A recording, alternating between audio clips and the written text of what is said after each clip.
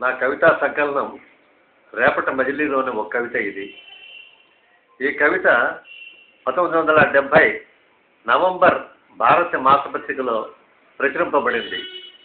శీర్షిక జల్లెడలో నీళ్లు. ఇదొక తమాషా. యాపిల్ రంగు కళ్ళు, అజిటేషన్ కైపులో ఒళ్ళు, అర్థమవుని జీవితంలో పైన మిన్ను కింద మన్ను, ఈ రెంటినీ కలపాలని విరుగుతున్న వెన్ను.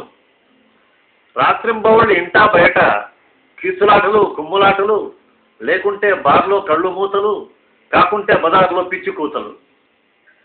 అద్దాల వెనక అందంగా కనపడే నాగరికత విలాసాన్ని చూసి చూసి చూసి నోట్లో నీళ్లూరి, అది చేతికందే మార్గం లేక వెనుదిరిగి కనుమరుగులో కంటితడి తుడుచుకుని దిక్కులు చూసే దుస్థితిలో దీనజన సందోహం.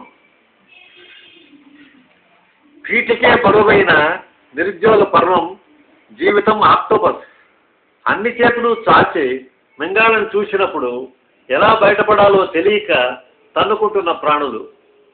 అందరూ నీతులే వల్లించి భావాల్ని అటు ఇటు పేని బండబూతులు తిట్టి బుకాయింపుకి దిగి బతకడం మాట మర్చిపోతున్నారు. బుద్ధికి మనసుకి మధ్య ఒద్దిక లేదు. నీతికి జాతికి నడుమ వంతెన లేదు.